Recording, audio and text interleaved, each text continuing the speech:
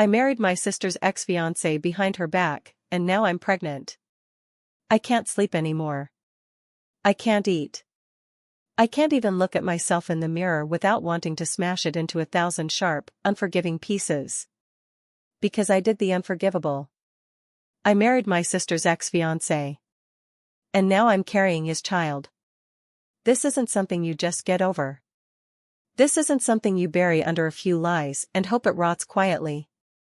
It's alive. It's growing inside me. And sooner or later, it's going to destroy everything. It all started 2 years ago, the night my sister's engagement blew up. I still remember the phone call. It was 2:13 a.m. I was half asleep when she called me, sobbing so violently that I thought someone had died. He cheated on me, she choked out.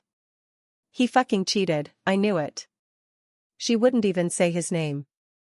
Just kept repeating the word cheated like it was a curse she couldn't spit out. I didn't ask for details. I just held her while she cried, whispering that it was going to be okay, that she deserved better, that she was stronger than him. I hated him for what he did to her. Or at least, I thought I did. About a week later, he called me. I shouldn't have picked up. God, I know I shouldn't have picked up. But curiosity got the better of me. And maybe a little part of me wanted to hear his side of the story. He sounded broken. Hollow. Nothing like the charming, confident man I used to see around our family dinners. I didn't cheat, he said quietly. Not in the way she thinks.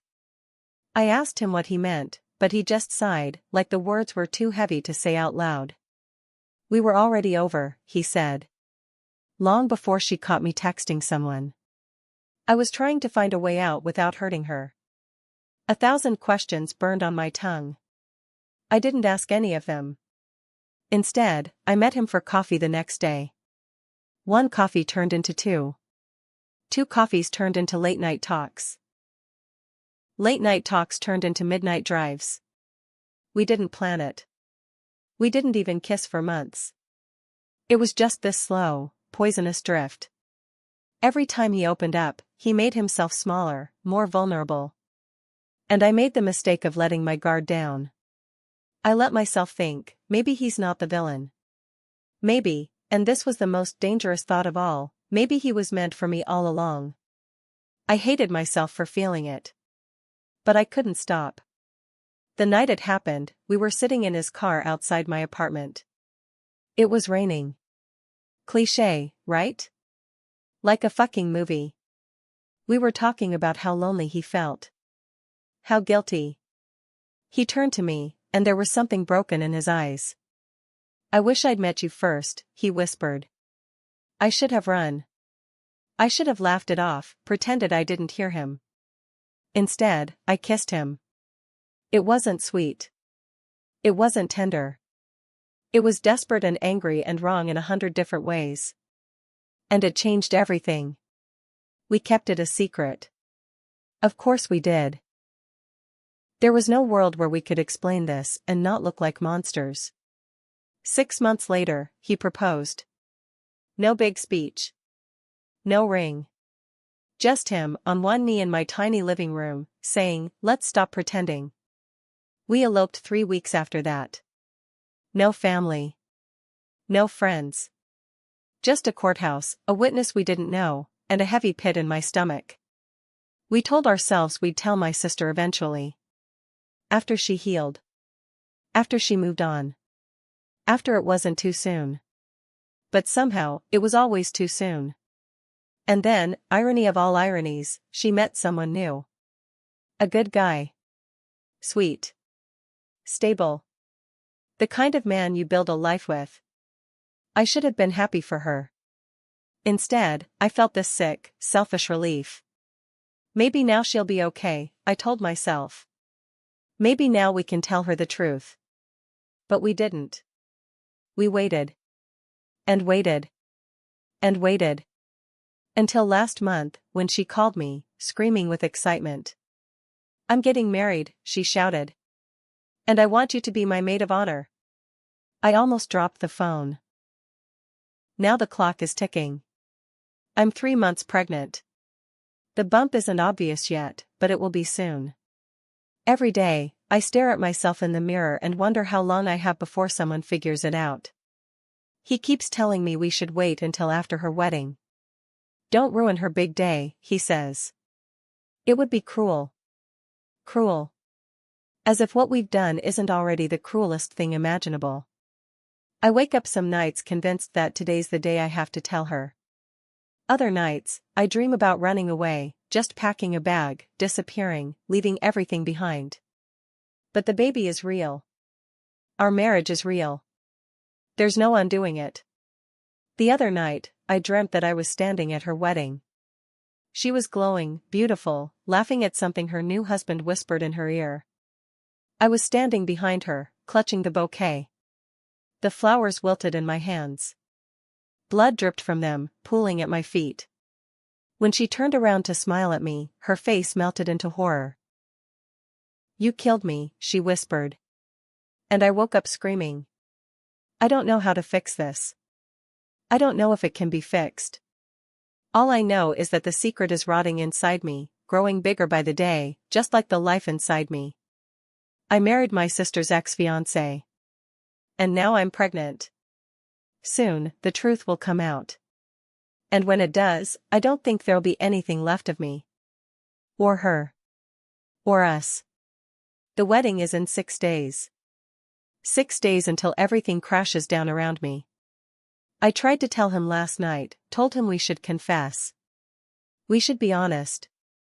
We owed her at least that much. He shook his head, staring at the floor like a scolded child. "She's happy," he said. "We don't need to destroy that." I wanted to scream. Whose happiness are we protecting? Hers, or ours? But I stayed quiet. Like always. Coward. This morning, I went with her to pick out her wedding dress fittings. Just us. No moms, no cousins, no bridal party. She said she wanted it to be a special sister moment. The guilt gnawed at me so violently I almost threw up in the changing room. She twirled in front of the mirror, smiling so wide it hurt to look at her. "You're next," she teased, laughing. I forced a laugh back, my chest burning. "I already got married," I wanted to say. "And not in the way you think." Instead, I nodded like a liar. Like a thief. In that moment, I realized something brutal. I wasn't just betraying her. I was stealing her dream. I was living inside it like a parasite. After the fitting, we went for coffee. She was buzzing, rambling about flower arrangements and seating charts. Then, out of nowhere, she grew quiet. "Can I tell you something?" she asked. I stiffened. "Of course," I said, smiling tightly. She toyed with her napkin for a moment. Then she said, "You're the only person I trust completely." The words hit like a fist. If anything ever happened, if anyone ever betrayed me like he did, I'd never survive it again, she said. Her voice cracked just a little. "Not from you." My hand shook so badly I almost dropped my coffee. I made some excuse about needing the restroom and fled before I could start sobbing right there in the middle of the cafe. The night before the rehearsal dinner, my husband came home drunk. He doesn't usually drink much. But tonight, he reeked of whiskey and bad decisions. He collapsed onto the couch, mumbling something incoherent. I tried to pull his shoes off, but he swatted at me clumsily. "You don't get it," he slurred. "You don't understand." "Understand what?" I asked sharply. He looked at me with bloodshot eyes. "I loved her first." My blood ran cold. "Don't say that," I whispered. He laughed bitterly. "It's true. It's always been true." I stood there, frozen, while he passed out. And for the first time in months, a terrible, poisonous thought crept into my mind. What if he never stopped loving her? I barely slept that night. My mind spiraled in a million directions. Were we just a consolation prize for him? A way to stay close to her, even if he couldn't have her anymore? Was I enough for him? Would I ever be? By morning, I'd made a decision. I was going to tell her. Not after the wedding. Not when the time was right. Today. Because whatever disaster was coming, it needed to be mine. Not hers. The church was beautiful. High ceilings. White marble floors. Rows of polished pews decorated with ribbons and tiny wildflowers. I stood there, clutching my bouquet, my heart hammering against my ribs. My sister looked radiant. Laughing. Glowing. The groom, her new fiancé, couldn't take his eyes off her. They practiced their vows. Walked down the aisle. Smiled for pictures. It should have been perfect. But as I watched her, something strange happened. For the first time, I noticed how often she looked at me. How her eyes flickered. How her smile tightened at the corners. Like she knew something. After the rehearsal, we gathered in the courtyard for drinks. That's when she pulled me aside. "Walk with me," she said, her voice soft but sharp at the edges. We wandered toward the garden behind the church. The air was thick with the scent of roses and storm clouds. She stopped under a weeping willow and turned to face me. "You have something to tell me," she said. Not a question. A statement. I opened my mouth, but no sound came out. She smiled sadly. "I know."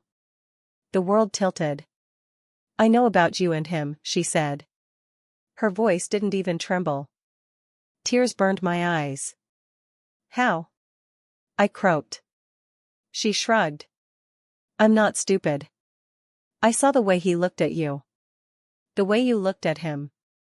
I shook my head violently, trying to deny it, trying to undo it, but it was too late. She already knew. She'd known for a long time.